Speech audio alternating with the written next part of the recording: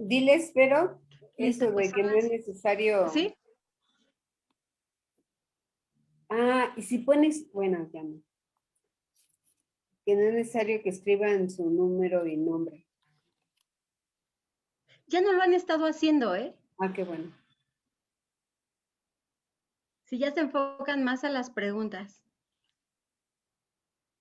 Tú nos dices, Raquel. Cuando quieran, para mí estoy lista. ¿Sí? Listo, vamos a empezar. Buenas noches a todos, gracias por acompañarnos.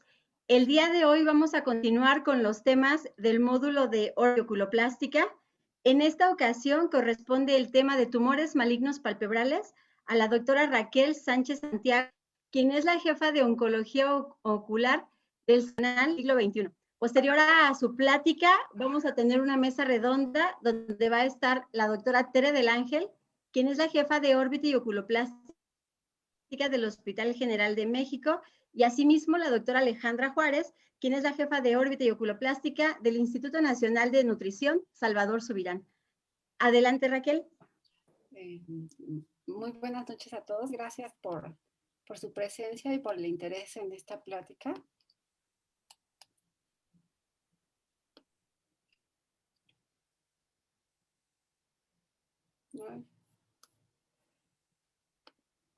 ¿Sí se ve ya mi pantalla? Perfecto. Ok.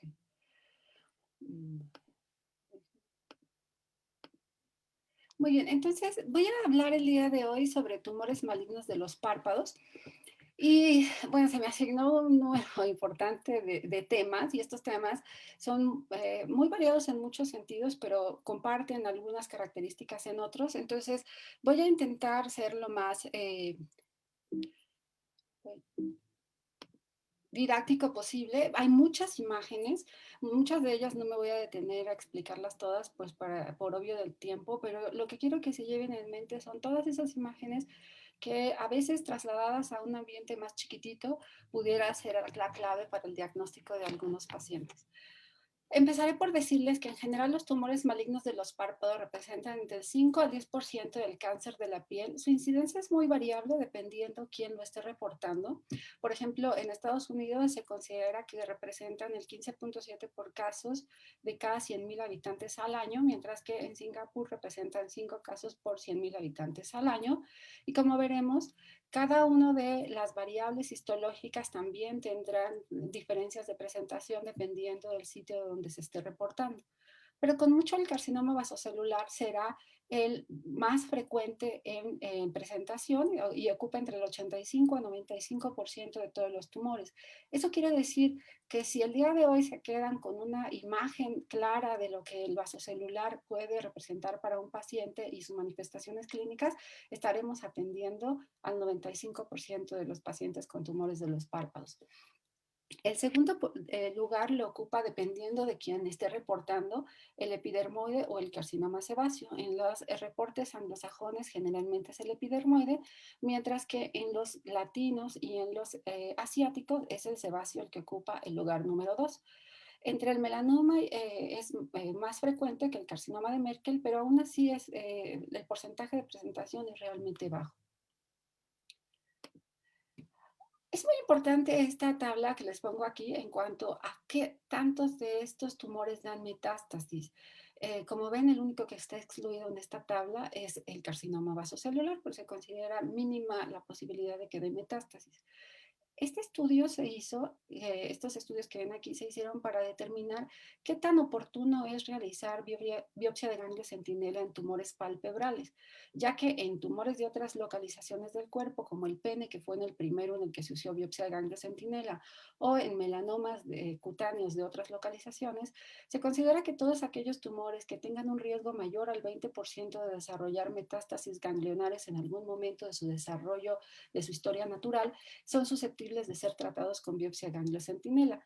Entonces, como ustedes pueden ver, todos los tumores malignos de los párpados, excepto el carcinoma vasocelular, se debe de incluir en este grupo de tratamiento de pacientes de la zona linfoportadora.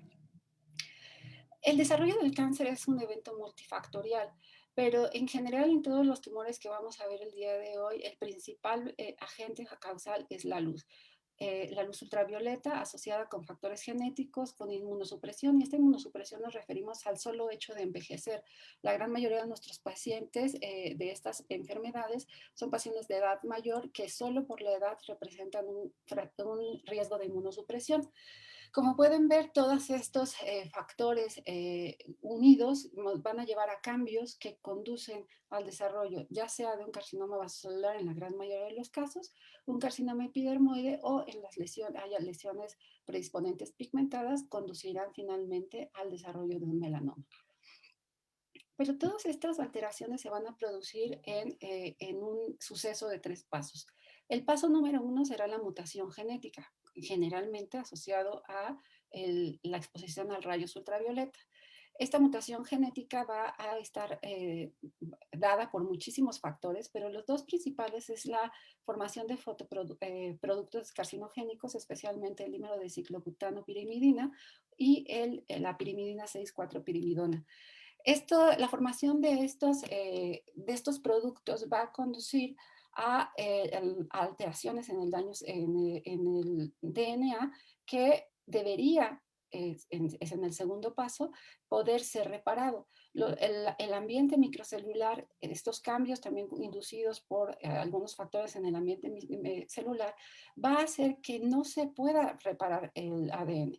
Entonces, el segundo paso incluye la no detección del daño del DNA, la no posibilidad de reparación y la no posibilidad de eliminación de las células dañadas. Y esto finalmente nos conduce al tercer paso, que es la progresión del fenotipo maligno y las manifestaciones clínicas de los tumores palpebrales.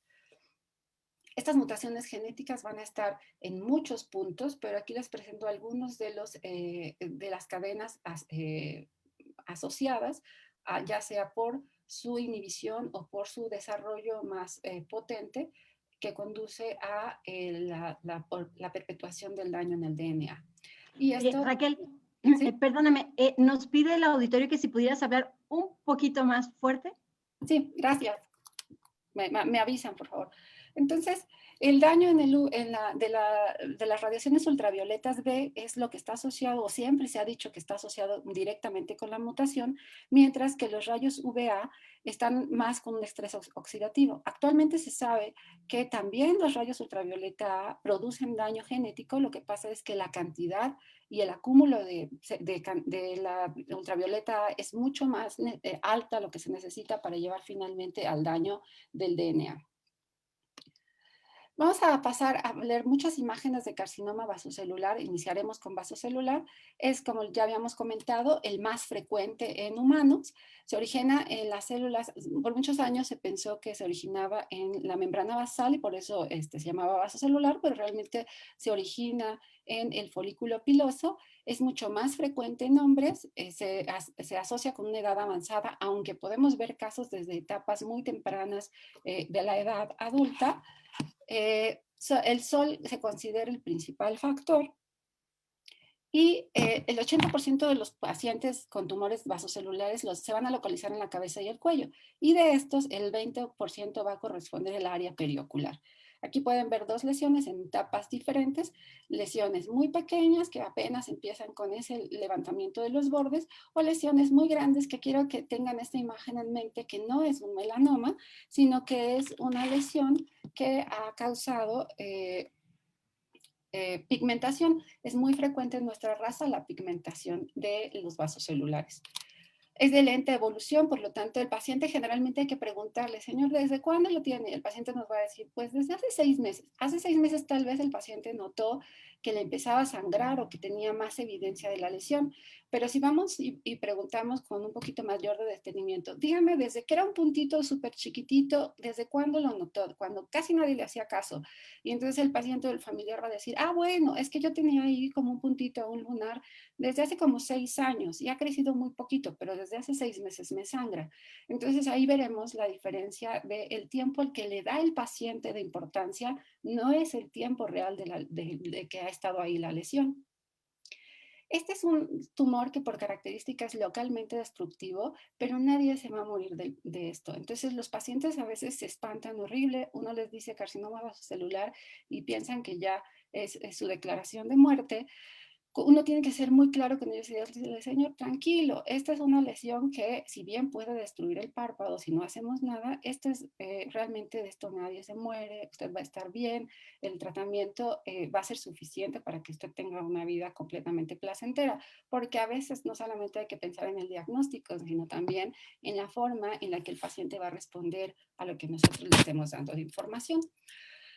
Entonces, generalmente se considera que en casos mejor tratados con bordes negativos, resecciones amplias con bordes negativos, va a haber una curación en el 95% de los casos. Pero cuando tiene una lesión originada en la piel que se va hacia las mucosas, en nuestro caso, hacia la lámina tarsal y el fondo del saco, pues bueno, se convierte en una lesión un poco más agresiva que requiere, por lo tanto, también un tratamiento más agresivo. Aquí tienen un lindo collage de diferentes formas de los patrones más frecuentes, que es el patrón nodular, desde lesiones muy pequeñitas que apenas si son perceptibles, las podemos confundir con un nevo, pero nosotros tenemos la maravilla de tener una lámpara de hendidura, que es un microscopio maravilloso, que nos va a agrandar estas lesiones y entonces nos va a decir cosas que a lo mejor a simple vista nadie más puede identificar.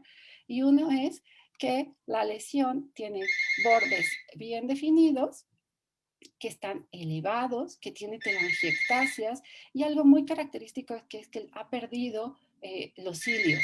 Y esto ustedes lo van a poder reproducir en una lesión que esté en la piel, porque a lo mejor no va a ser tan evidente la pérdida de pestañas, pero esta misma pérdida de anexos la van a poder identificar fuera del área de las pestañas. Vean esta nueva lesión nodular grande con esas telangiectasias bien marcadas que da este brillito tan característico que se ve aquí, que se ve aquí, que se ve de este lado, y a ese brillo le llamamos bordes perlados, o sea, que brilla, no que tiene nodulitos como perlas, sino que brilla con la incidencia de la luz y a eso le llamamos bordes perlados y es característico del carcinoma vasocelular. La etapa siguiente de esta misma lesión nodular es una lesión ulcerativa. Entonces, el nódulo crece tanto que no tiene nutrición en la parte central y por lo tanto se necrosa y se ulcera. Pero sigue conservando, miren, esas características muy similares a las que ya les mencioné. A veces esa úlcera queda expuesta y la vemos en carne viva, en rojo, pero en otras veces la úlcera se repara y entonces vemos esa depresión tan importante, pero sigue siendo esta variedad nódulo ulcerativa. Y vean esta lesión en el borde libre del párpado superior. No son frecuentes, afortunadamente, no es el sitio más frecuente de aparición, pero es el sitio en el que a veces se nos va, porque está en el borde libre, seguramente inició muy en el borde, cercano al borde de las pestañas y a veces no crece hacia las pestañas, sino crece hacia la lámina tarsal y estamos diagnosticando en etapas tardías lesiones de párpado superior. El siguiente patrón característico es el morfeiforme o esclerodermiforme, en el cual ven una placa de piel atrófica asociada a estos bordes mal definidos que se llaman circinados con tracción. Entonces, pueden ver esta que es la más característica o una lesión que a veces puede pasar desapercibida apenas y se ve pequeña atrofia en la placa central y el paciente pues no le da comezón, no le arde, no le causa ningún problema y puede seguir creciendo. O esta otra que puede simular por muchos años una blefaritis, se van perdiendo las pestañas, solamente vemos un borde libre más engrosado, pero nadie le da la importancia porque parecería solamente tratamiento de una blefaritis. Pero vean aquí cómo se ve este pequeño bordecito, es el que está levantando la mano para decir, hey, soy un vaso celular. El adenoide no es tan frecuente, pero parecería, o en los libros no se refiere tan frecuentemente, pero nosotros lo vemos con cierta regularidad en el hospital, por eso es que se los estoy presentando. Entonces, generalmente son pedículos, vean cómo se levanta, es una placa muy grande, pero se levanta y solamente es un pedículo y tiene esta característica como si fueran glándulas y puede simularnos que es un carcinoma sebáceo, pero realmente se trata de una variedad de carcinoma vasocelular. Los tratamientos son múltiples y ustedes cuando lean un libro de dermatología a lo mejor se van a enfocar más a las cremas o a la crioterapia, pero en nuestras manos y creo que en general el tratamiento de elección es una resección quirúrgica. Y la resección quirúrgica podemos tener dos variedades. Las dos son muy similares en cuanto a técnica y en cuanto a resultados. Creo que a la que más acceso tenemos todos es a esta en la que nosotros tenemos una lesión, decimos aquí termina, y entonces, a partir del sitio de donde termina, yo le voy a dar unos milímetros de piel sana hacia las orillas y hacia la profundidad. A esto se le llama bordes definidos, bordes congelados cuando se hace estudio transoperatorio, pero tiene como finalidad sacar la lesión con todos sus bordes sanos en bloque. Generalmente se le dan bordes al vaso celular de 3 a 5 milímetros cuando no es esclerodermiforme y cuando es esclerodermiforme de más de 5 milímetros. Y con una buena técnica quirúrgica, los pacientes tienen una tasa de curación del 95%. Y la técnica de Mohs, que es una técnica más para los dermatólogos, que tiene como característica que vamos como conservando tejido sano. No queremos llevar más tejido sano del que sea estrictamente necesario y por lo tanto el cirujano entra a hacer resecciones parciales, va en ese mismo momento, tiene que tener adyacente un laboratorio de patología para salir a hacer el estudio de todos los bordes y decir, me quedó tumor en el lecho, vamos por otro pedacito. Y van por otro pedacito, estudian en ese momento todos los bordes y dicen, todavía hay más, vamos por otro pedacito. Pueden ser 3, 4, 5 veces que se hace el procedimiento hasta lograr la resección completa. Es una técnica más laboriosa, más costosa, por lo tanto, y que tiene un éxito discretamente mayor que la otra técnica, ambas igualmente favorables para la curación del paciente. Ahora, ¿qué hacemos nosotros en el hospital? Nosotros decimos, bueno, tenemos el diagnóstico casi preciso clínico porque vemos muchos pacientes de vaso celular, de que se trata de vaso celular. Aquí la discusión sería, ¿necesito una biopsia incisional para decir, sí, se trata de un vaso celular? En nuestra experiencia, en nuestras manos, no lo necesitamos porque tenemos muchos pacientes vistos todos los días y tenemos la experiencia suficiente. Entonces, para nosotros, la biopsia incisional solo en vaso celular no es indispensable, sobre todo cuando tenemos esas lesiones muy chiquitas que a lo mejor con un pellizco no lo vamos a llevar casi toda y cuando regresemos a hacer la resección definitiva, no va a haber tejido suficiente, ni va a tener tejido que yo pueda decir aquí empieza y aquí termina. Entonces, ¿en cuáles casos para nosotros sí es indispensable tener una biopsia diagnóstica? En los que hay duda. Entonces, aquí pueden ver, todos son vasos celulares, pero pueden ver esta lesión que parece un queratoacantoma, este que parece un epidermoide y este parece un carcinoma sebáceo. Entonces, en esos en los que me entra un poco de duda es en las que voy a tener siempre que hacer una biopsia incisional diagnóstica. Y la otra es cuando ya sé que es un vaso celular, no me cabe lugar a dudas, pero el paciente va a ser sometido a una cirugía mutilante. Y entonces requiero tener una confirmación histológica porque legalmente no puedo quitar ningún órgano si no hay una justificación para hacerlo. ¿Y qué hacemos cuando ya sabemos que estamos ante un vaso celular? Bueno, no importa si es un vaso celular chiquito o es un super vaso celular como los que muestro aquí, el tratamiento de elección para nosotros es la resección de los bordes más entre 3 a 4 milímetros. Puede ser más si tenemos más tejido, como es el caso de este paciente o de esta otra paciente que tiene un esclerodermiforme. O pudiera ser 3 milímetros solamente si hay una lesión que sea más pequeña. Pero en general todos los pacientes se tratan de esta manera y es muy importante el manejo de los bordes. Entonces, nosotros hacemos bordes congelados y entonces marcamos la pieza, le identificamos al patólogo el sitio que quiero que estudie, que son estas rayitas que ven aquí, que son suturas que le estoy marcando y lo mando bien etiquetado a que lo estudie en el mismo evento quirúrgico. Me aseguro que no va a haber tumor. Es indispensable un estudio transoperatorio, es deseable, Eso sería lo ideal para un paciente, más no es indispensable. Entonces, pero sí hay que tratar la pieza muy bien para que el patólogo tenga buenos elementos en un estudio definitivo para decirme los bordes. Los bordes son sumamente importantes. Tan importante como la reconstrucción es el buen manejo de la pieza. Y entonces a lo mejor de igual forma le pongo las suturas y no lo pongo en un papel tan grandote con dibujos, sino en un pequeño papel filtro bien estiradito y después en formol y lo mando a estudio definitivo para que el patólogo tenga todos los elementos para darme el mejor diagnóstico.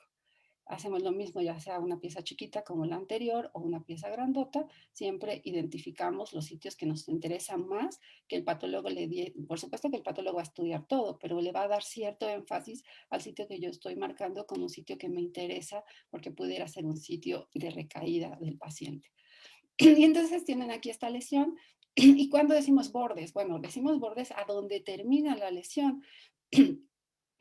Perdón. Entonces, tenemos, por ejemplo, esta lesión termina aquí y de ahí le doy 5 milímetros, esta termina aquí, aquí le doy 5 milímetros, esta termina hasta acá, de ahí le doy 5 milímetros.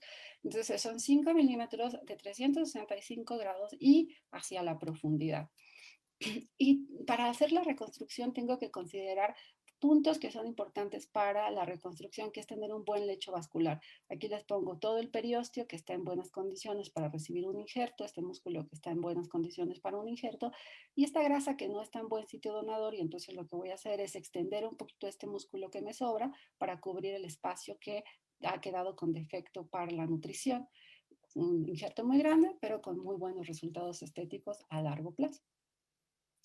Les voy a presentar ahora un video de una técnica de Hughes, que lo que quiero que vean es que el manejo de la pieza siempre será importante. Vean ese vaso celular que está involucrando el párpado, el borde libre, la lámina tarsal. Vamos a darle, como les dije, siempre los bordes. Lo más importante son los bordes. El sitio de mayor recurrencia de lesiones que están cercanos al canto interno es la carúncula, por lo tanto siempre deben de considerar sacrificar desafortunadamente la vía lagrimal cuando en este caso está tomada, entonces no hay mucha decisión que tomar, pero a veces es necesario sacrificarla aun cuando no esté tomada como parte del borde, y si la carúncula es el sitio que me va a ampliar los bordes para que sea una resección completa, hay que considerar la resección también de la carúncula. Entonces aquí vean que nunca estamos pellizcando el tumor, siempre lo tomamos de lejecitos donde está el tejido sano y procuramos prácticamente nunca tocarlo. Ahí estamos refiriendo los sitios en los que me interesa que el patólogo estudie la pieza, lacteando en un cartoncito porque va a ir a estudio definitivo y entonces lo envío. Ahí tomo el defecto que es de 10 milímetros.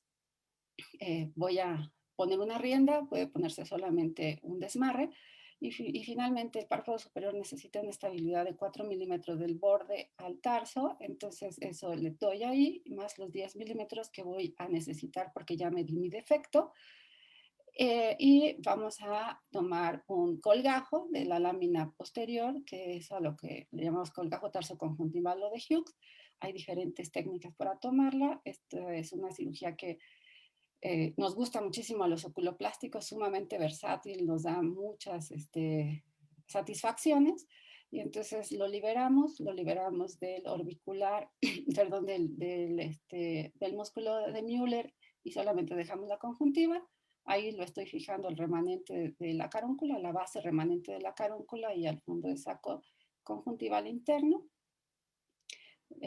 Vamos a fijarlo y aquí lo que verán se fija al fondo de saco y como verán yo coloco sobre el injerto, este colgajo tiene la suficiente vasculatura para recibir de forma directa un injerto, pero a mí me gusta ponerle un poquito de músculo encima, favorece la irrigación, pero sobre todo porque hace un poquito más esponjosito el párpado, más gruesecito, porque cuando ponemos directo el injerto sobre este colgajo queda extremadamente delgado.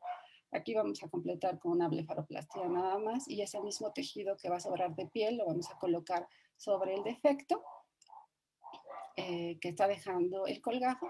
Ahí está el músculo que le voy a poner encima solo para hacerlo un poquitito más de mayor espesor el párpado. Como verán al final, aún con ese colgajito de músculo que le estoy poniendo, sigue quedando flaquito esa parte del párpado que estamos reparando. Ese pequeño triangulito va a ser el injerto y finalmente terminaremos poniendo el injerto y días después abriremos ese colgajo. Bueno, ay, perdón, no lo vas a hacer. Este sería el protocolo final. Tenemos un carcinoma vasocelular. Cuando vamos para una incisión que lo quitamos sin tumor, la vigilancia recomendada es cada 3 meses por 1 año y después cada 6 meses por 5 años. Si el paciente no tiene actividad y es un paciente de institución pública, puede ser dado de alta. Si es un paciente privado, puede pasar a vigilancia anual. Cuando quedan tumor en los bordes de la primera resección, entonces hay que considerar una nueva cirugía o radioterapia. No es el motivo de esta plática hablar de la radioterapia, pero finalmente el paciente debe de llevar una vigilancia a largo plazo porque en cualquier momento puede tener una recurrencia. Recuerden que dijimos que se cura el 95%, pero el 5% restante, aún en las mejores condiciones, puede tener recurrencia. El carcinoma epidermoide comparte muchas características de factores de riesgo con el vaso celular, por eso no voy a hablar de ellas, prefiero hablar de las fotografías. Y entonces vemos estas lesiones que pueden ser lesiones muy pequeñas, de aspecto carnoso, que se deshacen fácilmente cuando los pinzamos, o grandes lesiones como la que ven en este paciente. También es de predominio pacientes mayores de 60 años de raza blanca y en estos casos suele haber lesiones predisponentes, aunque pueden también presentarse de nuevo. Los pacientes que se presentan de nuevo generalmente son pacientes más jóvenes.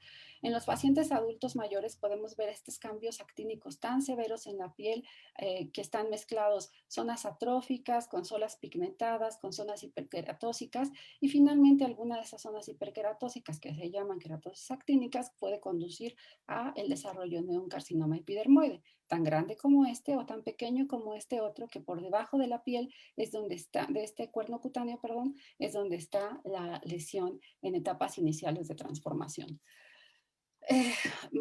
Como todas las lesiones asociadas con el sol, el párpado inferior es el sitio de mayor predominio, pero pueden ver lesiones tan grandes como esta, que aunque es daño actínico, es una lesión de novo, o este paciente con VIH que tiene un factor de inmunosupresión para desarrollar tumores, entonces esta placa eritematosa es un carcinoma in situ, o esta que es un queratoacantoma que puede evolucionar hacia un cáncer epidermoide.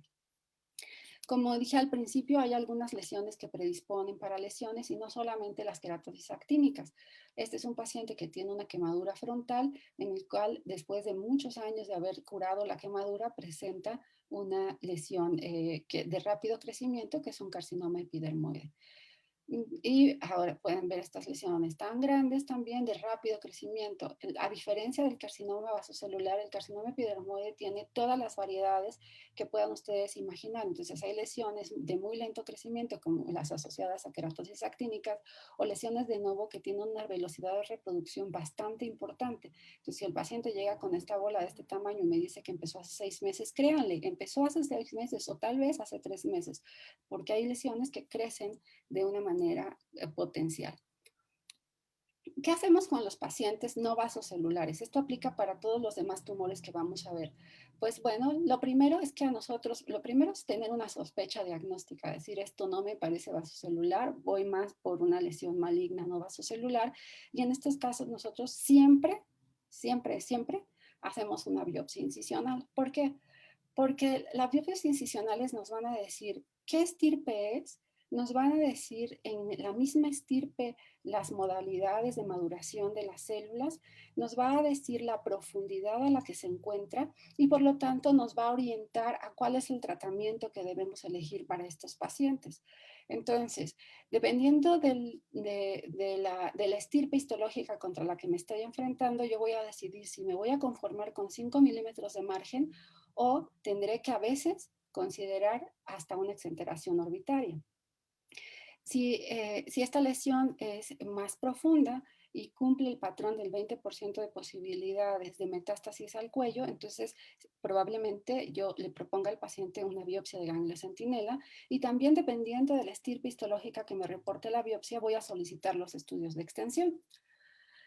Entonces, una vez que tengo el diagnóstico realizado y yo decido que le voy a hacer una cirugía, mínimo me voy a conformar con 5 milímetros, nunca menos de 5 milímetros en una lesión que no es vasocelular.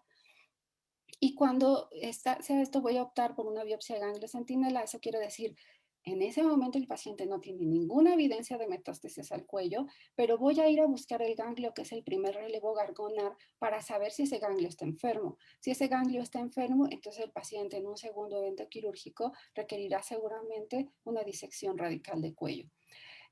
Si invade, entonces la biopsia de ganglio centinela está destinada para tumores no vasocelulares que invaden la membrana basal. Los tumores in situ no requieren una biopsia de ganglio centinela.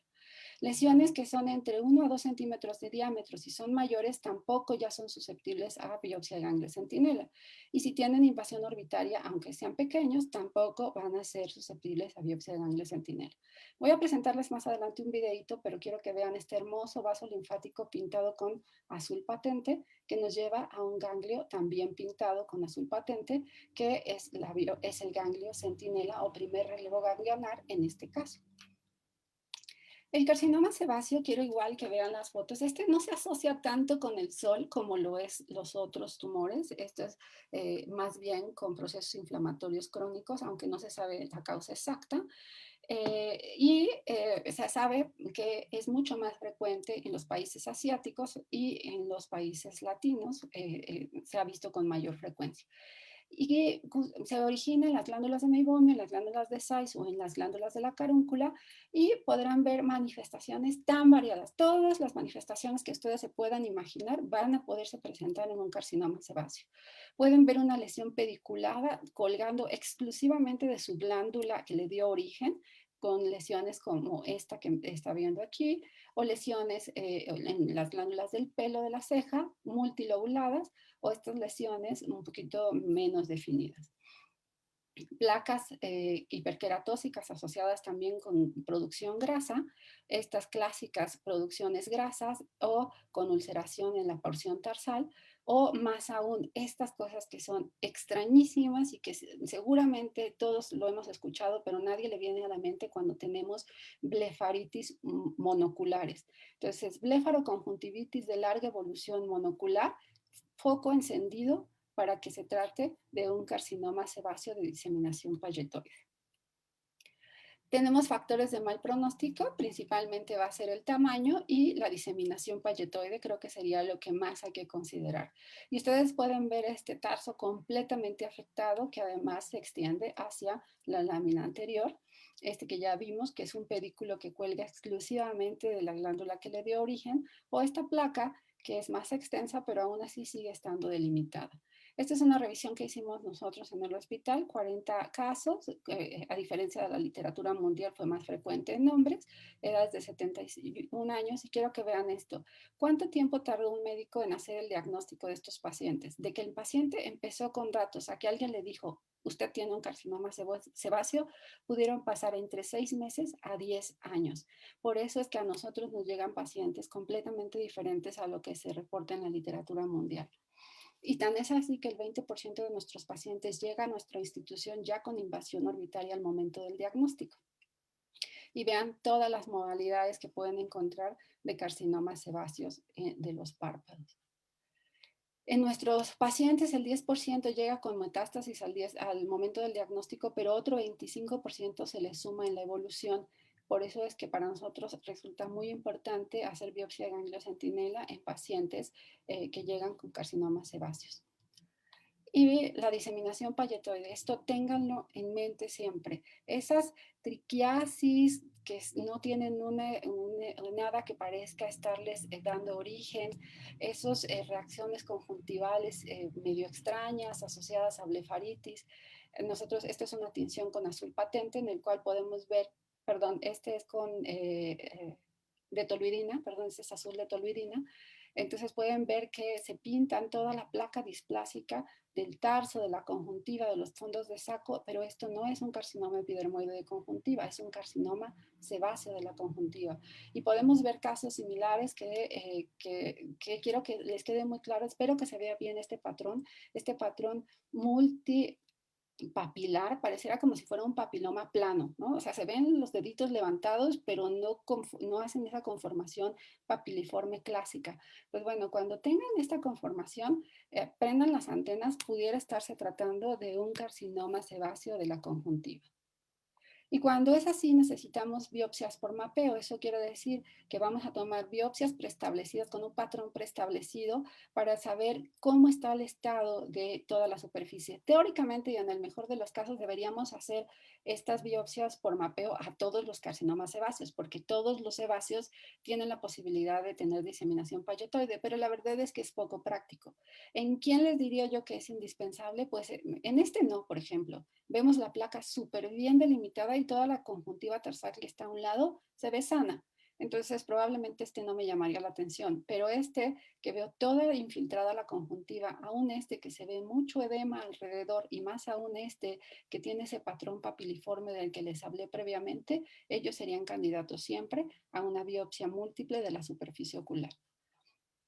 Ahora el melanoma, este está asociado a exposición solar, generalmente en raza blanca, y puede ir desde una placa superficial asociado a un léntigo solar, un melanoma amelánico o un melanoma que se extiende hacia la conjuntiva. Por eso siempre nuestra exploración de párpados o tumores palpebrales debe estar asociada a una exploración de fondos de saco superior e inferior, porque es muy frecuente que tengamos infiltración de estas estructuras. Es, más o menos entre el 20 y 25% de los melanomas van a tener un origen en una lesión predisponente, principalmente el léntigo maligno, pero también puede estar originado en los nevos. Pero vean el porcentaje de transformación maligna de los nevos, realmente es bajo.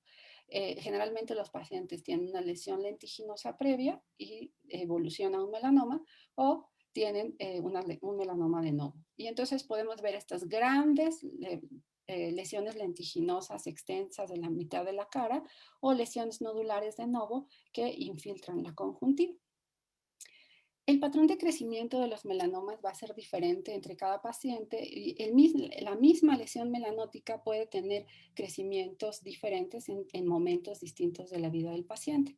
Habitualmente empieza con un crecimiento horizontal y este crecimiento solo horizontal que respeta la membrana basal va a dar origen a melanomas in situ, a léntigos malignos melanoma, al melanoma de diseminación superficial.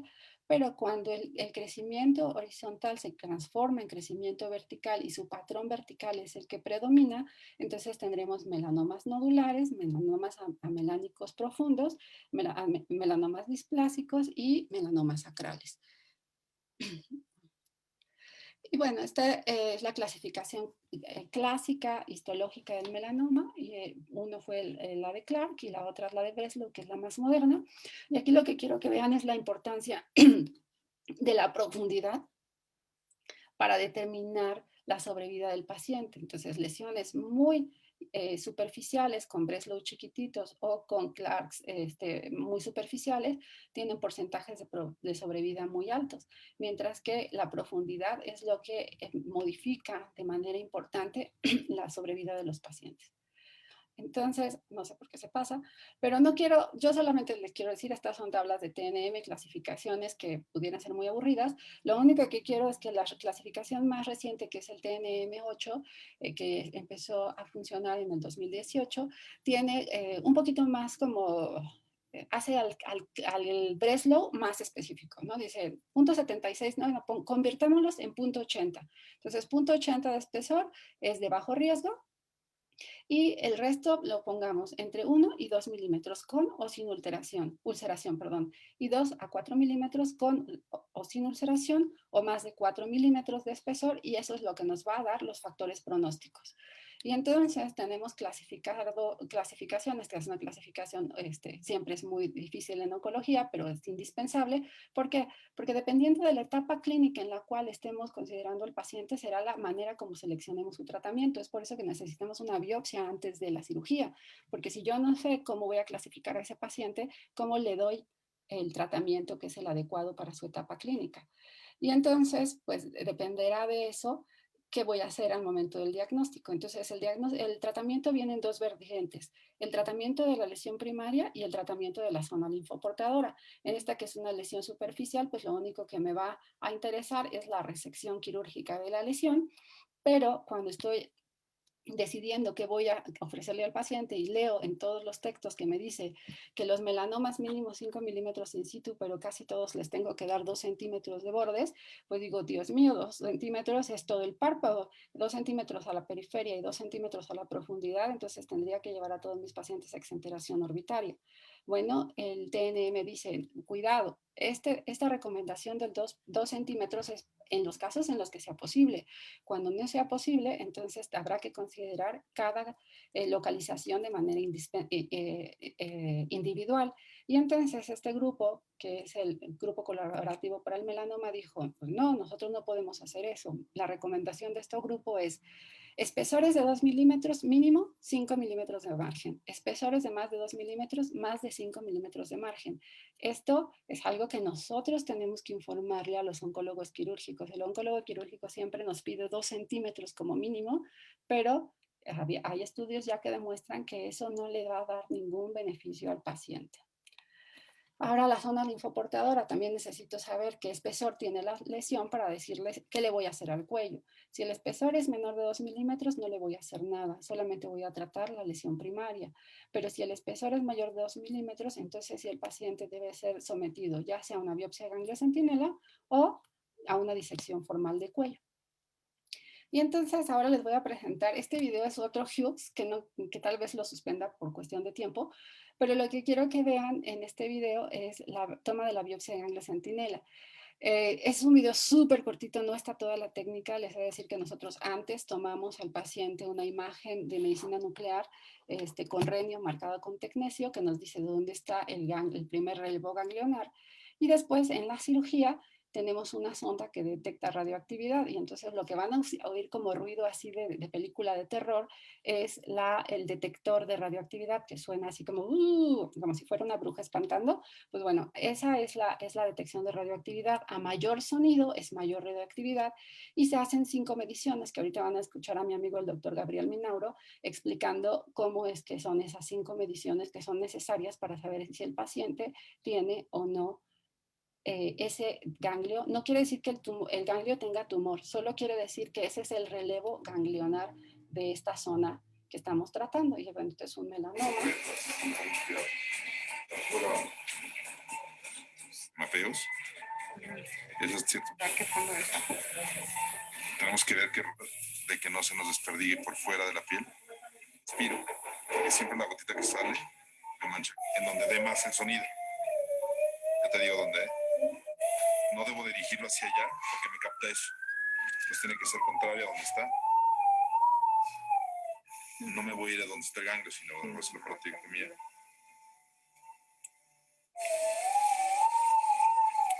Aquí se alcanza a ver algo. Hicimos una incisión preincisional.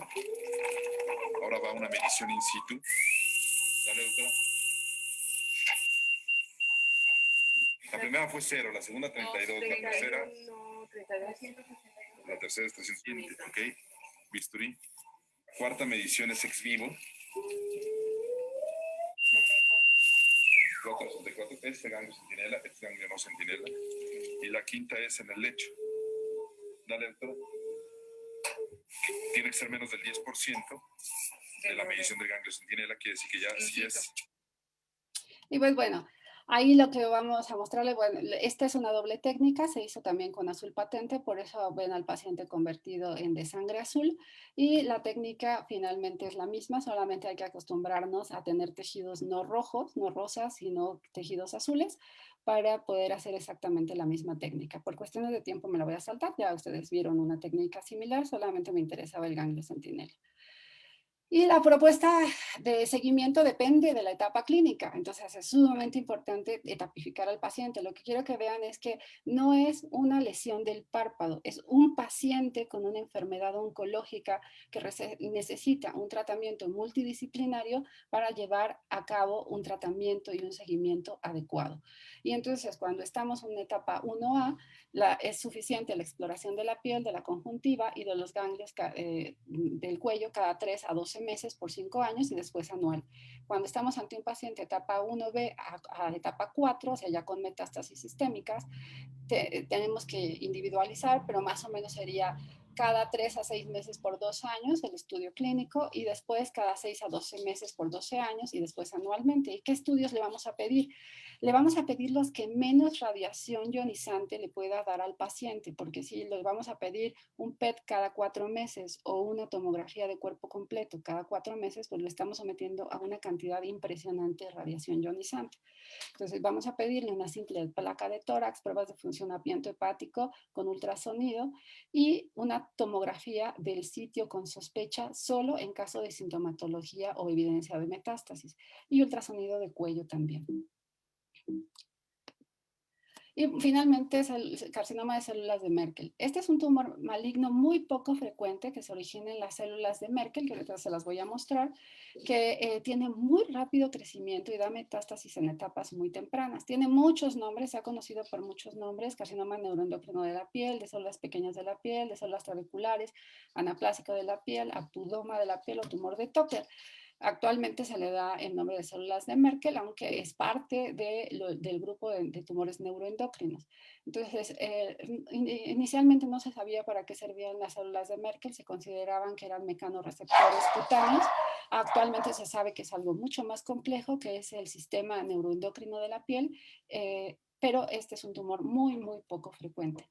Entonces, tiene una epidemiología que aquí lo que quiero que vean es que es un tumor de ancianos. O sea, vean, prácticamente plano en etapas de personas jóvenes, pero a medida que nos vamos incrementando en la edad, vean cómo se dispara la frecuencia de presentación de estos pacientes. El párpado no es el sitio más frecuente, pero está dentro de los primeros 10. Y los factores de riesgo son todos los que ya vimos, pero además el paciente tiene una infección por poliomavirus de células de Merkel. Es uno de los factores etiológicos más frecuentes y se considera que parte de la inmunosupresión que tiene el paciente favorece esta infección y la infección a su vez incrementa la inmunosupresión y por lo tanto llega al desarrollo de este tumor. Y estos son tumores como fresitas, son tumores súper bonitos, aunque la palabra sea horrible de decirlo, pero realmente son tumores que crecen como bolitas perfectas, súper rosaditas, que ahorita los vamos a ver en la piel. Estos son todos pacientes de nosotros, y entonces es muy fácil confundirlo con muchas cosas. Crece tan rápido que pudiera confundirse con un granuloma piógeno de inicio, podría confundirse con un chalación, podría confundirse con un hemangioma cavernoso. Entonces, son muchas cosas con las que pudiera confundirse y hay que estar muy atentos cuando se llega a presentar. También se puede confundir con un linfoma de alto grado. Entonces, el 50% de los casos se presentan en la cabeza y el cuello, y al momento del diagnóstico el 65% es una enfermedad local. Casi el 30% de los pacientes al momento del diagnóstico ya tienen metástasis y el 8% tiene metástasis a distancia confirmadas al momento del diagnóstico.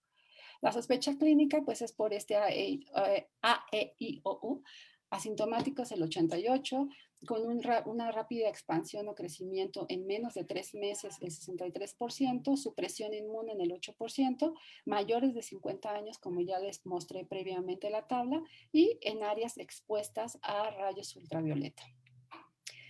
Para su diagnóstico preciso siempre se requiere inmunohistoquímica. Hay muchos factores distractores.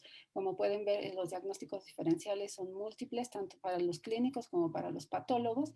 Y la sobrevida es del 39% a 3 años. Y generalmente los pacientes mueren por enfermedad diseminada. Vean estos rangos esta curvas de sobrevida en los que son locales. Claro, aquí es sobrevida global, y entonces muchos de estos pacientes mueren también por la edad, pero en muchos grupos está asociado directamente con la enfermedad. El seguimiento es a 2 años, cada 3 a 6 meses, y subsecuente cada 6 a 12 meses, y generalmente es el mismo tratamiento de seguimiento que damos a los pacientes con melanoma. ¿Y qué es lo que quiero finalmente concluir? Bueno, que la protección solar, como ustedes se dieron cuenta, es indispensable. Entonces debemos educar a los pacientes y a la familia de protección solar, y que es muy importante la detección temprana para una mejor calidad de vida. Y este es un estudio que se hizo hace algún tiempo en el que se vio que el protector solar, si el protector fuera aplicado de forma correcta para prevenir quemaduras del sol, no se necesitaría un factor mayor de 15. Esto quiere decir, si lo aplicáramos cada 2 horas con un volumen suficiente y en todas las zonas expuestas, realmente no necesitamos más que eso. La medición del factor de protección solar se propuso inicialmente con la finalidad de estimular la protección solar, más no para prolongar el tiempo de exposición al sol. Y esto es lo que casi todos hacen. Tengo un factor de protección solar 50, 60 o 100. No, pero puedo estar 10 horas al sol y no pasa nada. Pero eso no es cierto. Las personas usan este factor de protección solar para, aún los que usan los protectores más altos sufren quemaduras solares porque lo usan de una forma inadecuada, sin reaplicación y con exposición crónica. Y el indicador de factor de protección solar impreso en el paquete suele ser una causa más de confusión que de claridad. El factor de protección solar o las cremas de protección solar son sumamente importantes, mas no es lo único. Tenemos que educar a los pacientes de que es tan importante como la crema, los factores físicos, y en este caso sombrillas, sombreros son indispensables. También para los ojos, pero siempre y cuando los lentes estén en contacto con la frente. Así van a bloquear el 85%. Los lentes solares que están separados 6 milímetros de la frente solamente bloquean el 45%. Por lo tanto, los pacientes deben usar lentes de sol, sí, pero asociados también a sombrillas o sombreros. Muchas gracias, eso es todo.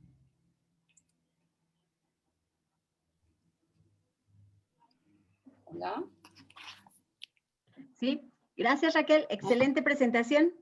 Gracias, dejo de compartir mi pantalla. Ay, muchísimas gracias. Bueno, antes de iniciar la mesa redonda, quiero agradecer a la Sociedad Mexicana de Oftalmo el haber organizado estos módulos, porque a pesar de la pandemia nos permite a todos la oportunidad de seguir aprendiendo. Yo creo que todos en esta exposición aprendimos cosas diferentes de lo que sabemos. Entonces, a mí me queda una duda, Raquel, y en el caso, por ejemplo, de nosotros que estamos en instituciones como Hospital de la Luz, Conde, Ceguera, que no tenemos acceso a que en este tipo de instituciones se haga el ganglio centinela, más o menos el costo para los pacientes de forma privada de este estudio. Es mucho, porque son estudios y es una cirugía. Te podría decir que aproximadamente unos 100,000 pesos. Pero no es indispensable, o sea, por eso les ponía, es una opción. Lo importante que yo quisiera recalcar es que no se queden con que ya le quité el tumor y al paciente está súper bien, me quedó súper bonito y ya, ahí acabé. Lo vigilo solamente del párpado para ver cómo le va. Lo podemos sustituir, evidentemente, solamente el 20-25% de los pacientes van a desarrollar tumores. Entonces, pues bueno, el 75% pudiera ser un sobretratamiento. Entonces, lo que hay que considerar aquí es, no puedo hacerle biopsia de ganglio centinela, pero le tengo que vigilar el cuello. Y no solamente palpándoselo, sino mandándole a hacer ultrasonidos de manera regular, ultrasonidos de la zona linfoportadora. Y recuerden que la zona linfoportadora del párpado no solamente es el cuello, también es la parótida. Entonces, el ultrasonido que le mandemos a hacer al paciente debe de incluir la parótida y el cuello como pesquisa de metástasis. Ok, sí, nos quedaba esa duda porque de pronto sí entendemos la importancia del estudio, pero muchas veces cuando el paciente pregunta más o menos el costo o a dónde me van a derivar, es lo que a veces genera como un poquito de dudas, como un poquito de inquietud. Porque como mencionas, igual hay pacientes que no pueden cubrir el costo, pero puede haber pacientes que quieran realizarse este tipo de procedimientos. Pues hay muchas instituciones que lo hacen, me parece que Cancerología y pues nosotros. Yo quisiera también preguntarle a Raquel, ¿cuál es uno de los datos principales para tú saber si una lesión es benigna o maligna? Así nada más de entrada. Si la lesión ha destruido los anexos, hay que considerarlo maligna. Entonces, y no me refiero solo a las pestañas, porque a veces nosotros decimos, pues ahí tiene sus pestañitas, no pasa nada. Los anexos cutáneos se ven, entonces vemos perfectamente con la lámpara de hendidura la emergencia de las glándulas de la piel. Podemos ver pues comedones, ¿no? Que se pueden, que en un tumor maligno no se ven comedones, porque no tiene comedones, a menos que sea un sebáceo. Podemos ver el vello fino de la piel que no tiene el tumor. Entonces no pensemos que cuando hablamos de anexos hablamos solo de las pestañas, hablamos de todas las estructuras cutáneas. Y entonces ese es un dato. Otro es el rápido crecimiento, aunque no todos los tumores tienen rápido crecimiento, pero una lesión que crece rápido en general hay que considerar que pudiera ser maligna, excepto por supuesto el carcinoma vasocelular. Y lesiones que no sanan. Por ejemplo, yo le digo a los pacientes que ya han tenido un vaso celular, señor, recuerde que usted tiene toda su piel expuesta al sol con la misma intensidad toda su vida. Entonces, si esta misma lesión que ya le quité o cualquier otra lesión de la piel expuesta al sol se ulcera, sangra y no se repara en unas 2 o 3 semanas, vamos a tenerla que revisar. Porque evidentemente los pacientes a veces tienen trauma por rascado y pues bueno, eso se va a reparar. En cambio, una lesión maligna nunca va a terminar de repararse, siempre va a estar con ese puntito sangrante, o ya se le cayó la costrita y no mejoró, o días que está muy bien y nuevamente empieza con la lesión. Entonces, esas lesiones que recurren, son lesiones que aunque sean chiquititas, hay que ponerles atención. Sí, justamente eso es una de las cosas que yo considero más importante. Primero, de entrada, sí, aunque no sepas el nombre de la lesión, algo que te debe hacer sospechar que es maligno es que se perdieron anexos, de entrada. La otra es su crecimiento rápido y mucho cuidado con aquellos pacientes justamente que todo el tiempo le está curando a alguien el granito. Que no han dejado de atenderse, porque a veces no han dejado de atenderse, han ido con el doctor y le manda la pomadita, la gotita, etcétera, para el granito que no ha terminado de curarse. Así es. Sí, yo quisiera hacer un comentario también. Aprovechando lo que dice Tere, creo que algo que es muy importante, sobre todo porque nos están viendo oftalmólogos generales o de otras subespecialidades, es algo que dijo ahorita Tere. Yo creo que aquel paciente que vemos que tiene infecciones crónicas, que no se cura con las gotas, tenemos siempre que vertir los párpados. Es algo tan sencillo que a veces no hacen muchos oftalmólogos. Ya lo decía Raquel en su plática. Hay pacientes que pasan de más de 6 meses para hacer un diagnóstico de un carcinoma, por ejemplo, de glándula sebácea. Si le hubiéramos vertido el párpado, a lo mejor nos hubiéramos dado cuenta que hay una lesión que es la que está causando esa conjuntivitis que no cede, y tenemos que saber cuándo derivar al paciente, ¿no? Yo creo que algo que tienen que tomar en cuenta los oftalmólogos, todos nosotros como oftalmólogos, es que tenemos que saber derivar a los pacientes cuando ya se nos salió de las manos, ¿no? O si vemos una lesión que nos queda la duda, derivémoslo con alguien que sepa cómo tratarlo. Sí, gracias. Oye, Raquel, tenemos una pregunta de los asistentes y nos dicen que algún lugar de forma privada donde podamos solicitar estos ultrasonidos para aquellos pacientes que no son derechohabientes. Bueno, realmente cualquier centro que tenga un buen ultrasonido puede hacerlo. Entonces, yo los mando a hacer mis pacientes privados con gente de mi hospital porque pues tienen experiencia en oncología. Pero realmente si uno le pone una buena historia clínica a la solicitud y le dice a uno, al médico radiólogo, qué es lo que está buscando, porque si yo nada más le pongo ultrasonido de cuello, a lo mejor lo que me va a reportar es la tiroides, porque es mucho más frecuente las enfermedades tiroideas.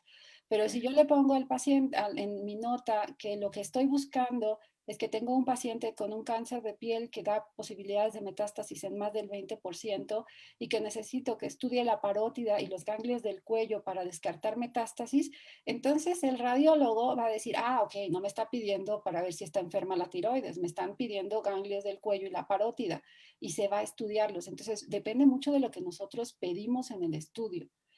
Tenemos siempre, el radiólogo no es adivino y entonces siempre tenemos que enviarle información clínica y el motivo del estudio para que haga un mejor tratamiento del paciente. Ajá, pero yo creo Yo que he sí es enviado importante pacientes. y yo creo que sí es importante que tengan la educación oncológica, ¿eh? La verdad, no creo que cualquier radiólogo sea capaz de todo. Entonces, aquellos que tienen más trabajo oncológico, les va a costar menos encontrar lo que uno sospecha. Entonces, Sí, siento que sí sería bueno que nos dieras algunas recomendaciones. Yo si gustan se los pongo en el chat En el en chat. un momento. porque tampoco se trata de cuestiones comerciales. Pero, No, pero sí, se ayuda al paciente. bueno, pero sí, evidentemente tiene que tener el médico de imagen una capacitación, ¿no? Eso se llama caracterización de ganglios. El estudio es para lo que se hace, caracterización de ganglios, y entonces ellos lo que hacen es estudiar al ganglio, el hilio, la manera como perforan los vasos, o sea, realmente es un estudio ganglional, solamente estudian a los ganglios linfáticos y los caracterizan y tienen ellos como una escala para determinar si el ganglio cumple con características de malignidad o es solamente un proceso inflamatorio. Bueno, yo los envío con uno de mis amigos que es el doctor León Sotelo, aquí en la Ciudad de México. Pero sí, evidentemente sí, la capacitación creo que depende mucho también, pero también es nuestra solicitud. A veces somos muy malos para pedir estudios. Otra cosa Doctora, que quería decir en cuanto al diagnóstico histológico es, por si en el sábado celular es súper importante, bueno, en cualquiera, pero en el sábado celular, que parece que es el más frecuente y el más fácil, pues en teoría, es importante saber si es nodular, si es esclero informe, porque justamente por los bordes que tenemos que tomar y saber qué pronóstico vamos a tener.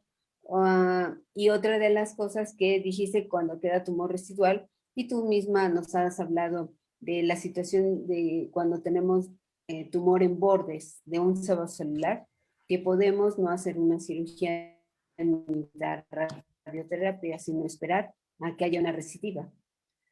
Sí, bueno, no me quise meter mucho en eso porque puede ser un poco confuso y como siempre les digo, esto que voy a decir solo aplica a vasocelular, solo vasocelular, no se puede aplicar a ninguna otra. Entonces, nosotros se han hecho varios, pero nosotros hicimos un estudio en el hospital en el cual nosotros, pues es un hospital escuela, entonces evidentemente no siempre nos salen las cosas perfecto, a veces se quedan con tumor residual microscópico o a veces recibimos pacientes ya tratados en otras unidades con tumor residual para radioterapia o para ampliación de bordes.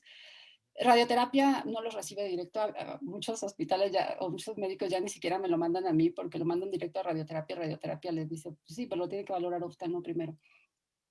Porque nosotros hemos visto que solamente más o menos entre el 15% o 20% de los pacientes que tienen tumor microscópico, ¿eso qué quiere decir? Que nosotros vemos la cicatriz, lo vemos con nuestra lámpara de hendidura y no parece haber tumor. O sea, clínicamente no hay ninguna evidencia de que ese paciente tenga todavía tumor, pero el patólogo nos dice que sí hay tumor en los bordes. Eso quiere decir tumor microscópico positivo. Y cuando tenemos ese grupo de pacientes con carcinomas vasocelulares con microscópico positivo, lo mejor es solo vigilarlos porque no sé qué le voy a quitar, o sea, no hay nada, solamente hay una cicatriz, una reconstrucción, entonces yo tendría que desmantelar todo lo que haya hecho el médico que operó y es muy probable en el 85% de los casos que el patólogo me mande decir que no hay nada, que solamente es fibrosis. Pero puede ser que no sea fibrosis, lo que pasa es que con una pieza llena de fibrosis, ¿dónde corta el patólogo para caerle exactamente donde quedaron las células tumorales? O puede ser que el mismo proceso fibroso haya destruido las células vasocelulares que son muy lábiles y entonces realmente no haya tumor. Entonces, en esos casos, y solo aplica para vasocelular, lo ideal es a platicar con el paciente, decirle, mire, tranquilo, no lo estoy dando de alta, lo voy a vigilar cada 3, 4 meses y cuando yo vea el primer indicio de que está volviendo a salir el tumor, entonces lo opero. Y entonces sí voy a tener piezas de patología confiables. doctora Gracias, Raquel, yo quisiera hacerte una pregunta. Sí. Hablamos de tumores ya no carcinoma vasocelulares, sino los otros, los epidermoides, los de Merkel o melanoma. Después de la cirugía, ¿qué tanto recomiendas la crioterapia o al momento de la cirugía? Nosotros no usamos crioterapia. El criostato lo usa el patólogo nada más para cortar la pieza en el transoperatorio, pero realmente nosotros no usamos crioterapia. Eh, Realmente el estado de los bordes en la pieza quirúrgica es lo que marca el pronóstico para los pacientes. Entonces, si nosotros sospechamos o el patólogo en un transoperatorio nos dice que hay tumor en los bordes, hay que ampliar la resección quirúrgica. Entonces, la crioterapia es un tratamiento que se deja exclusivamente para los pacientes postrados en cama que no pueden ser sometidos a un evento quirúrgico. Entonces, esa sería la única razón para usar como tratamiento la crioterapia. La transquirúrgica no la usamos. Creo que además modifica a los bordes quirúrgicos. Entonces, si tú pones crioterapia y después quieres ampliar la resección quirúrgica, el patólogo ya no va a ver nada. Ya le modificamos el estado de la celular. Entonces, creo que lo mejor es una amplia. Si tenemos duda de que dejamos tumor, es mejor ampliar los bordes. A veces, y yo lo he visto con compañeros cirujanos plásticos, que lo que les da miedo es que ya vienen con una imagen preconcebida de cómo van a reconstruir. Entonces, ellos van por la reconstrucción, no por la resección. Y entonces les da miedo ampliar más los bordes o le dicen al cirujano, ya, así déjalo, porque ya lleva el cirujano plástico en la mente cómo va a reconstruir ese paciente. Si le ampliamos los bordes, ya no está en su kit de cirugía. Por eso es que creo que yo tengo muy buenos amigos cirujanos plásticos, pero creo que el área de la reconstrucción de los párpados es del oftalmólogo. Porque nosotros si le ampliamos decimos, ya no me quedó esa reconstrucción, pero entonces le jalo de acá y le pongo por acá y pues eso, cuando nos reunimos nosotros, pues el mismo paciente, cada uno de nosotros lo operaría de una forma diferente porque tenemos ese conocimiento, ¿no? De cómo modificar nuestras reconstrucciones, pero crioterapia nunca. O sea, ampliemos los bordes, eso es lo que hay que hacer si tenemos duda. Aquí preguntan que Sí, cuánto se amplían los bordes ¿Cuánto y qué? cuánto se tienen que ampliar los bordes en caso de que el reporte sea de bordes positivos. Y bueno, eso va a depender justamente también del tumor, del tipo de Exacto. tumor que estemos resecando. Hay unos que va a ser muchísima la resección y otros pues menos. Si es un vaso celular posiblemente menos, pero si es un morfiforme pues posiblemente más. Por eso les decía, yo a lo que me refería ahorita con Ale era en el transquirúrgico. O sea, ahí tengo al paciente abierto, ahí tengo la duda de si estoy siendo un poco laxo en cómo estoy dando los bordes y en ese momento los amplío. Pero si hablamos de que vamos a regresar a quirófano, entonces hay que desmantelar todo lo hecho.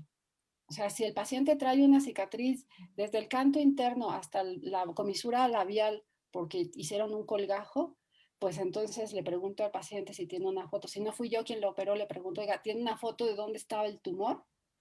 Y entonces ya con la foto yo digo, bueno, la cirugía hasta el borde labial es porque seguramente le hicieron un mostarde y a lo mejor no me voy a ir a la comisura, pero sí le voy a quitar todo lo que quedó en el surco. Probablemente la lesión estaba en la región malar, pero le movieron todo y entonces la piel que era originalmente de la región malar ahora está en el surco nasopalpebral y entonces yo tengo que quitarle desde el surco nasopalpebral hasta el canto externo.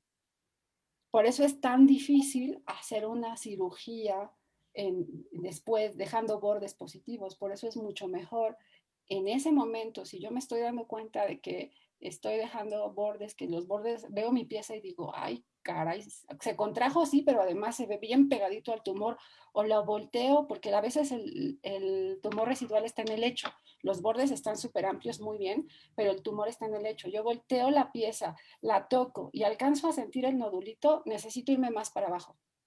Si se transparenta el nódulo tumoral o yo toco el nódulo tumoral, no es suficiente. Necesito más profundidad.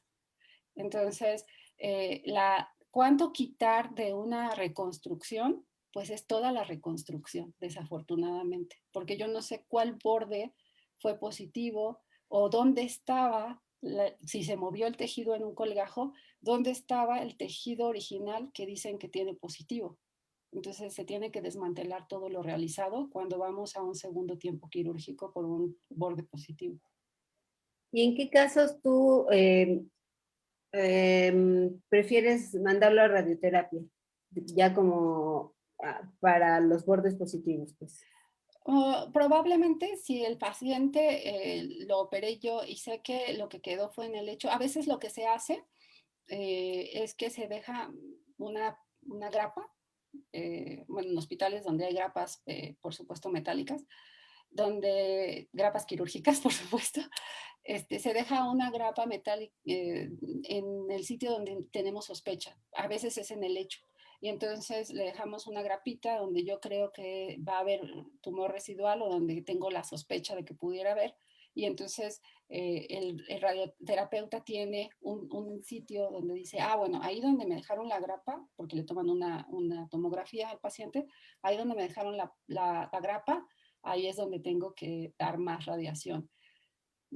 Cantos internos, probablemente sí, es mi opción, cantos internos en tumores, pero estamos hablando, quiero que entendamos que estamos hablando de tumores microscópicos, o sea, tumores que el patólogo nos está diciendo que hay tumor, pero yo clínicamente no lo veo, porque si lo que yo cuando exploro al paciente veo francamente tumor, no, pues ahí hay que volver a regresar a operar al paciente, no hay de otra.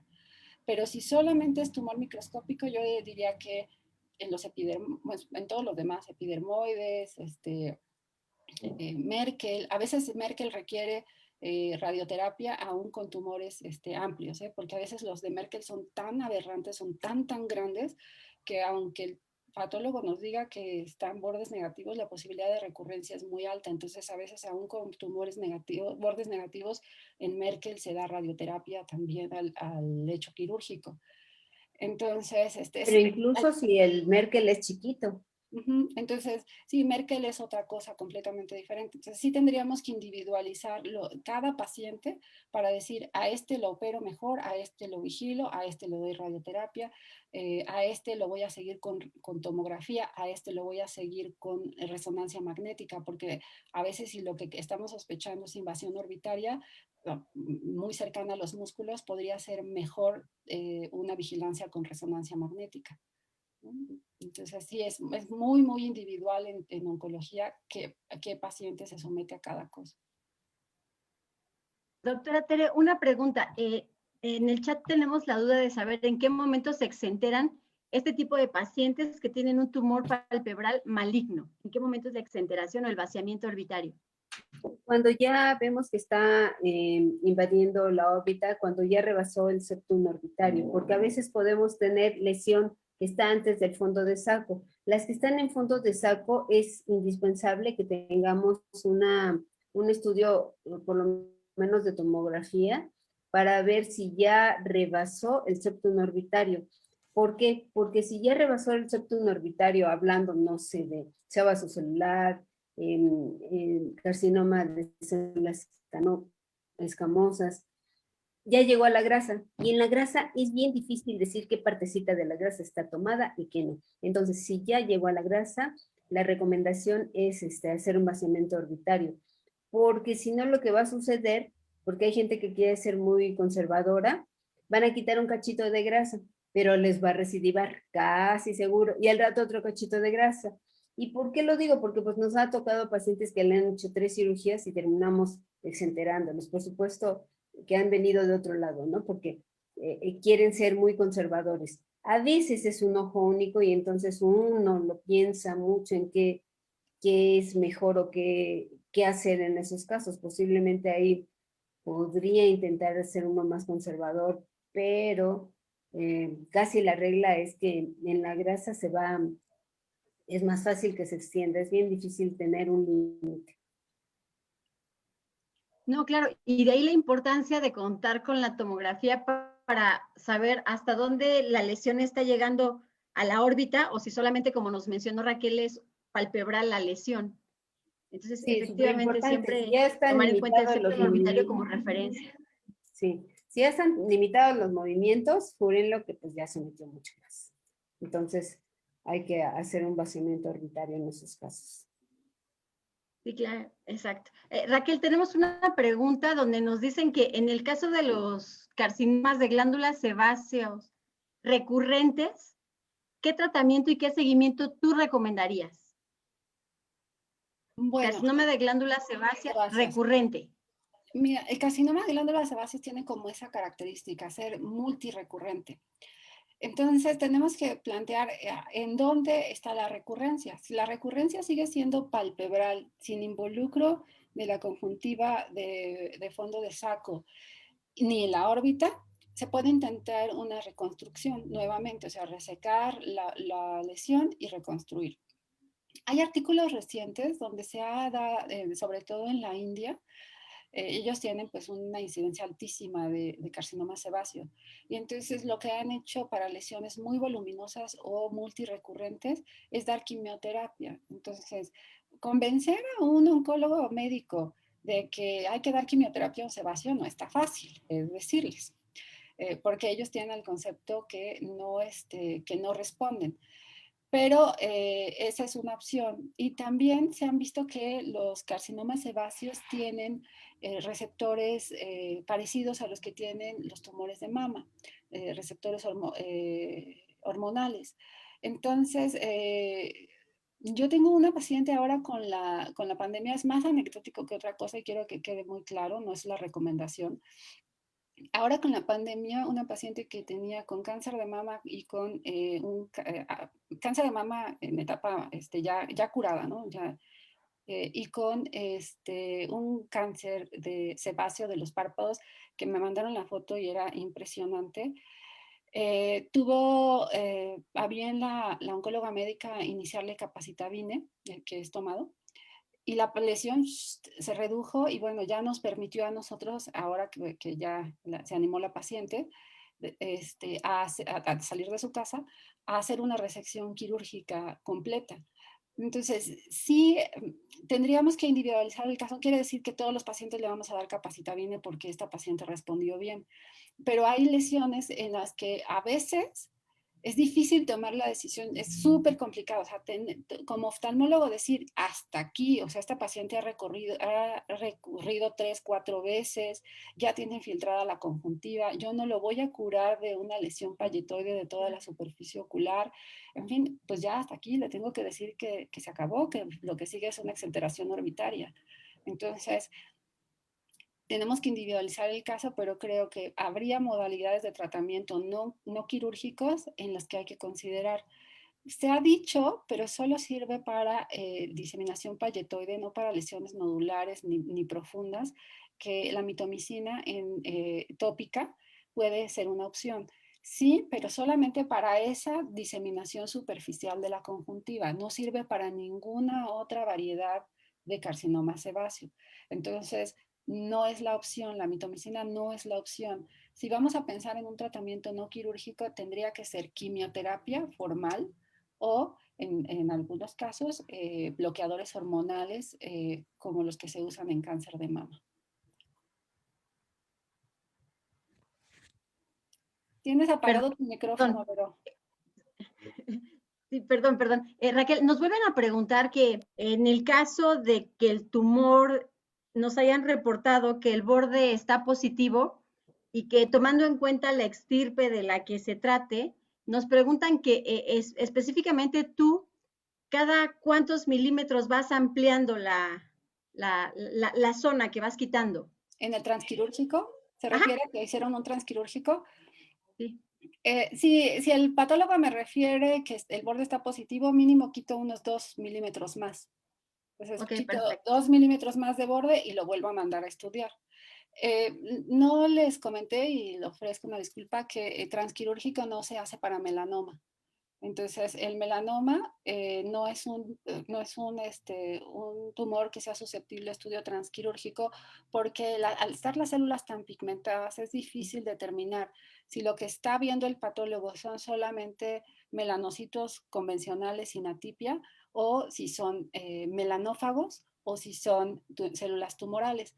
Entonces, por eso es que el melanoma no es susceptible de estudio transquirúrgico. Los demás sí, pero el melanoma no. Entonces, en el melanoma, pues sí tenemos que ser por eso hay que hacer resecciones muy amplias o en los cetros, en donde es posible, se hacen reconstrucciones tardías. Esto es, yo quito el melanoma, tengo hospitalizado el paciente o se va a su casa con la cara abierta, en los párpados abiertos, el reporte de patología llega 2 o 3 días después y si me dice que los bordes son negativos, entonces reconstruimos al paciente. Si los bordes son positivos, en ese momento ampliamos y nuevamente se va a reconstrucción tardía. Esto es complejo, o sea, no está tan fácil para un paciente ni para una institución tener a un paciente en esa condición. Entonces, por eso es que en melanoma lo mejor son bordes súper amplios, lo más amplio que puedas darle a los bordes en el transquirúrgico porque no es susceptible a un estudio transoperatorio. Sí, digo, tú dices que el estudio te lo entregan en 2 o 3 días, a nosotros nos lo entregan en 2 o 3 semanas. Ah, no, a nosotros también, por eso es que les digo que en el mejor de los casos, o sea, en el ideal, en el máximo así, en el mundo ideal, yo estuve en el MD Anderson, entonces les puedo decir que en ese mundo ideal así se hace, pero no, o sea, en México no hay manera, ¿no? Entonces, Fíjate que a mí no me ha tocado ver un sebáceo pagetoide y que se extienda sobre conjuntiva vulvar. Y las imágenes, las fotos que mostraste me parecían como si fuera un carcinoma de células escamosas de la conjuntiva con extensión a córnea. sí, Entonces, sí hay que hacer ese diagnóstico diferencial, entonces. eso es algo, lo que pasa es que generalmente el carcinoma epidermoide es muy delimitado. O sea, yo veo mi plaquita y en algún momento acaba. Puede ser muy extenso, pero en algún momento acaba. En cambio, en estos casos es algo que sigue estando, o sea, recorre toda la superficie ocular, no se acaba. A lo mejor en algunas zonas es un poquito menos intenso, pero continúa. Y eso es algo que no vemos. Por eso se confunde con una conjuntivitis o con una blefaroconjuntivitis. Porque cuando tenemos una placa de displasia por un neso, en algún punto acaba, ¿no? En algún punto vamos a encontrar tejido sano. En cambio aquí no. Y lo que más son esos deditos, esas proliferaciones papiliformes. Yo les digo papiliformes porque realmente no constituyen un papiloma verdadero, sino nada más son esos deditos que se van acumulando uno tras otro, uno tras otro, uno tras otro. Yo ya aprendí, tenemos muchos pacientes así, que si yo veo esa reacción papiliforme, eso es un sebáceo hasta no demostrar lo contrario, y casi siempre es un sebáceo. Y si está extendido sobre todo a la conjuntiva vulvar, ¿qué decides? ¿Ya hacer vaciamiento? Porque ¿cómo vas a quitar toda la conjuntiva vulvar? Y por supuesto viene prácticamente o de la carúncula o del párpado. Sí, generalmente por eso hacemos esas biopsias tan extensas, biopsias por mapeo tan extensas, y hay que hablar con el paciente. O sea, esas resecciones sí se pueden hacer, pero son muy traumáticas. El paciente termina con simbléfaro y perdiendo el ojo de una manera muy dolorosa.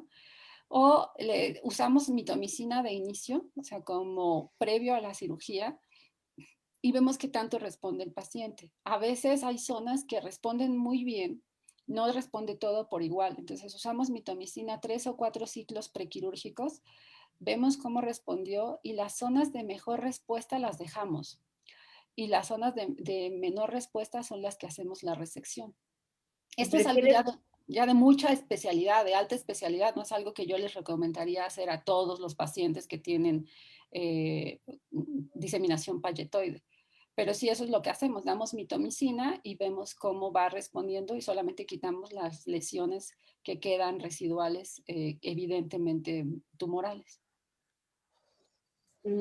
Otra cosa que quería decirles que el carcinoma vasocelular también es radiosensible, entonces aquellos pacientes que no puedan ser sometidos a una cirugía por cuestiones de edad o de enfermedad sistémica, una opción que tenemos es la radioterapia y con los resultados semejantes a la cirugía, ¿no? Sí, más o menos se considera que el éxito es igual. Lo único hay que considerar que los mejores resultados de radioterapia se dan en zonas más regulares, o sea, por ejemplo, el párpado inferior en los 2/3 externos, el canto externo, porque el canto interno es muy irregular para la radioterapia actúa en un plano. Entonces, al actuar solo en un plano, la reconstrucción de la curvatura del canto interno no es tan perfecta, no se distribuye bien la dosis. Entonces, en el canto interno no es la mejor opción de tratamiento, pero en zonas planas, como pudiera ser el párpado inferior o el canto externo, con una muy buena distribución de dosis de la radioterapia, el éxito es prácticamente el mismo que la cirugía. Doctora Raquel, aquí hay otra pregunta importante. Sí. Perdón. ¿Sí? Te preguntan si el interferón tópico tiene alguna utilidad en las lesiones melanocíticas. Yo también te quería preguntar, ¿qué tanto utilizas otras terapias? ¿Estas terapias localizadas o que no son terapias quirúrgicas, sino ya son otros coadyuvantes o de primera intención? Sí los uso, nada más quería decirle a Vero que no supe cómo mandar en el chat a todos el nombre del doctor del ultrasonido, entonces te lo mandé en el chat solo a ti, ¿tú lo pudieras remandar, por favor? Porque no supe hacerlo para todos. No, Perdón, soy claro que mala sí, para la sí, sí, sí, tecnología. claro que sí. Ok, sí usamos, sí, la verdad es que sí usamos mucho otras técnicas, pero recuerden que todo lo que sea tópico es solo para lesiones superficiales. Entonces necesitamos una biopsia que nos diga, esta es una lesión que no ha rebasado la membrana basal. Entonces, tenemos melanomas de conjuntiva, no, esto no es de párpado, sino melanomas de conjuntiva, que a veces son de diseminación superficial, como pudieran ser aquellos que se originan en las melanosis primarias adquiridas. Entonces, las melanosis primarias, por definición, son superficiales y cuando se transforman en malignas, empiezan siendo superficiales. Entonces, cuando tenemos ese tipo de melanomas de la superficie, si pudiéramos utilizar, yo interferón, no, la verdad yo le tengo muy mala fe al interferón, a lo mejor es cuestión mía, yo nunca vi buenos resultados del interferón en tumores epiteliales de la superficie ocular y ahora que estoy usando 5FU, que los resultados son espectaculares, yo nunca volveré a usar interferón. Entonces, en mis manos, para mí el interferón no tiene tan buenos resultados y si no lo tuvo para un neso, pues menos para un melanoma. Entonces, la elección de nosotros es 5FU para carcinomas epidermoides de la superficie ocular, nesos en general, y mitomicina para carcinomas sebáceos de la superficie de tipo payetoide y para melanoma. Y la verdad es que los resultados son muy buenos. Yo he de decirles que hace mucho que ya no opero carcinomas epidermoides de conjuntiva, por ejemplo. Nosotros Pero los... prefieres de todos modos 5FU. Sí, 5FU. Nosotros, es que desde que hubo ese desabasto de interferón hace como 3, 4 años y nos quedamos sin interferón en el hospital, no hemos vuelto a tener interferón. Entonces, desde entonces, pues yo tuve que rotar, nunca había usado 5FU, y yo tuve que rotar a 5FU por la cantidad de pacientes que tenemos, que son un montón. Estaremos iniciando 5FU, 3 o 4 pacientes a la semana. Entonces, por eso es que yo, ahora que conozco los resultados tan espectaculares con el 5FU, pues no regresaría al interferón, porque el 5FU además es por ciclos chiquitos, el paciente no está encadenado a andar con su interferón por todo el mundo, entonces, y toda la vida, ¿no? De lunes a lunes. Entonces, por eso es que yo prefiero las otras modalidades. La mitomicina es sumamente agresiva, hay que hablar muy bien con los pacientes porque a veces lo que tenemos con la mitomicina es que responde muy bien de inicio y meses después empecemos a tener deficiencias de células endoteliales. Entonces, no son tan benéficos a veces, pero aquí tenemos que sopesar. O sea, estamos ante un melanoma de superficie, pero muy extenso, que pudiera requerir como único tratamiento una exenteración orbitaria, y le propongo al paciente un tratamiento que probablemente le conserve la superficie ocular, los párpados, el ojo, pero no le estoy diciendo que va a conservar la visión, porque probablemente dentro de unos meses, eso no se ve de inmediato, eso se ve meses o años después, voy a tener pérdida de células endoteliales o de células límbicas, insuficiencia de células límbicas, y entonces el paciente va a tener una pérdida visual, más no de la estructura ocular. Eso es algo que tenemos que sopesar. No estoy hablando de lesiones chiquitas, las lesiones chiquitas se quitan, sino yo estoy hablando de esas grandes lesiones que ocupan toda la superficie ocular, cuyo único tratamiento quirúrgico podría ser una exenteración. Oye, Raquel, nosotros no hemos tenido, digamos que tanto desabasto de interferón, pero sí nos preguntan aquí en los asistentes la dosis o cómo utilizas el 5-fluoracilo. El 5-fluoracilo está indicado al 1%, perdón, al 1%. Hay diferentes, no hay un estándar, ¿no? De lo así, pero nosotros utilizamos la misma dosificación que da la doctora Knapp en Florida, Carol, y lo que hacemos es que le damos al 1% una gota cada 6 horas solo por 7 días. Entonces, le damos 7 días de tratamiento, le decimos al paciente de forma religiosa, 6 de la mañana, 12 del día, 6 de la tarde, 12 de la noche. Empezamos, digamos, lunes, martes, miércoles, jueves, viernes, sábado, domingo. El domingo a las 12 de la noche, última gota, la tira y no se la vuelve a poner más.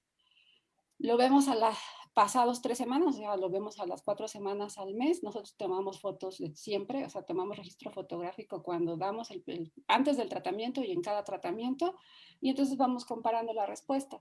Y si el paciente tiene una buena respuesta, entonces valoramos reiniciar el siguiente ciclo. Más o menos para epidermoides estamos hablando, ¿eh? Solamente uso 5FU para epidermoides.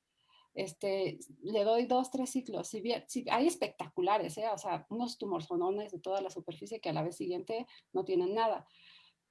Otros que mejoran 50, 60%. Entonces lo valoramos al siguiente mes y el siguiente mes todavía tiene muy buena respuesta, decimos vamos por el siguiente y entonces le damos 2 o 3 tratamientos. Si al tercer tratamiento vemos que quedó un residual chiquito, ya vamos seguramente a dar cirugía, pero ya es una cirugía súper chiquita, súper limitada, pero realmente hacemos bien poquitas cirugías, no sé, antes hacíamos 4 cirugías o 4 o 5 cirugías al mes de carcinomas epidermoides. Ahorita yo creo que estaremos haciendo una cada 6 meses, probablemente. Raquel, también te preguntan la dosis de la mitomicina. ¿Cómo lo diluyes y a qué dosis lo estás recomendando? La mitomicina para sebáceo y para melanoma tiene que ser al 0.04%.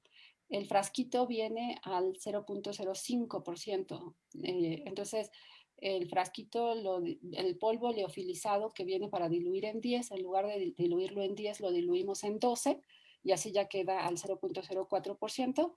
Y lo damos una gota cada 6 horas, pero por 2 semanas. Son ciclos de 2 semanas. Entonces, lo damos 2 semanas de tratamiento por 2 semanas de descanso. ¿Y qué experiencia tienes, Raquel, en tratamiento médico para sebáceo celular en párpado? Bueno, realmente nosotros no es nuestra modalidad de tratamiento. El único tratamiento que se ha visto que tiene, bueno, depende del tamaño de las lesiones, por supuesto. Lo que está descrito pues con Aldara, con 5FU en crema, es para lesiones que están por fuera del reborde orbitario. Entonces, casi siempre podríamos decir que los párpados quedan excluidos en el tratamiento. Es muy, muy tóxico. Entonces, El imiquimod. El Equimod, Aldara, que es imiquimod. Ah, ok. Es el nombre comercial de imiquimod. El farmacéutico lo está recomendando del reborde orbitario hacia afuera, ¿no? Entonces prácticamente los párpados no quedan dentro. Yo, experiencia personal, no. Pero yo vi cuando estuve en el MD Anderson que lo daban mucho, pero para las lesiones de la nariz. O sea, esas que no llegaban exactamente al canto interno, pero que en una cirugía requerirían la resección del canto interno. Entonces lo daban y tenían muy buena respuesta. Nosotros, la verdad que esas lesiones extensas de la fosa nasal o aún lesiones muy extensas de los párpados o que van hacia la región malar, pues nosotros en el hospital lo que usamos es radioterapia, ¿no? Entonces, lesiones que son muy confluentes, o sea, que el paciente tiene una en la cabeza de la ceja, otra en el canto interno, otra en el surco nasogeniano, y cuando vas a quererlas quitar todas se van a hacer una enorme. Entonces, a lo mejor esas lesiones que son pequeñas y son superficiales y no son, o sea, no se tocan, pero cuando hacemos los bordes quirúrgicos para cada una de ellas van a terminar siendo una resección muy amplia, probablemente esos pacientes, y que tienen mucho daño actínico, esos pacientes son mejores candidatos para radioterapia que para cirugía. Y no sé tú, Ale o Vero, qué experiencia tengan con el imiquimod. No, yo coincido con Raquel. Yo creo que es muy agresivo para usarlo en los párpados. Yo creo que está fuera de los párpados, que se usaría para otro tipo de lesiones, ¿no? Sí, exacto, sobre todo por el riesgo de contacto con el globo ocular. Con el globo ocular, exacto. ¿Alguien? Sí, Vero. Es que ya estamos sobre tiempo. Sí. Yo solo, a mí me gustaría hacer un comentario nada más, un último comentario. Que yo creo que de estos tipos de cánceres que nos dijo muy bien Raquel, que fue una excelente plática, que para un tema tan extenso lo dio muy preciso y conciso, yo creo que tanto el carcinoma vasocelular como el epidermoide se podrían prevenir. Creo que nosotros, antes que ser médicos, somos educadores para la salud. Tenemos que hacer conciencia en los pacientes que tienen que protegerse del sol y que si tuvieran un cáncer también tienen que revisarse no solo la cara, sino todo su cuerpo 1 o 2 veces al año, ¿no? ¿Por qué? Porque pudieran presentar otro tumor en otra zona del cuerpo. Entonces, yo creo que tenemos que orientar a nuestros pacientes y nosotros como médicos cuando lleguen a la consulta, palpar los ganglios, ¿no? A veces nada más vemos los ojos, los párpados, pero no vemos lo que hay más allá. Yo creo que tenemos que hacer palpación de ganglios. Si no lo sentimos, pues pedir el ultrasonido, ¿no? Gracias. Yo quiero Muchas felicitar gracias. a Raquel, quién mejor que ella para dar este tipo de pláticas, y nos dejaste solo con preguntas de oculoplástico, porque toda la parte que necesitaba un oftalmólogo general saber, pues tú la diste completamente bien. Claro. Sí, claro que sí. No, pues muchísimas gracias a todos. Raquel, Ale, doctora Tere, muchísimas gracias a todos. La verdad es que yo creo que nosotros podríamos seguirnos aquí toda la noche, pero Adolfo de, de la Sociedad de Oftalmos Ya te está nos va a diciendo, matar. ya córtale. Entonces, pues muchísimas gracias a todos los asistentes. Gracias por quedarse hasta este momento y nos veríamos mañana iniciando el módulo ya de vía lagrimal. Muchísimas gracias a todos. Gracias. Excelente, Raquel. Gracias. Hasta luego. Bye. Bye. Gracias.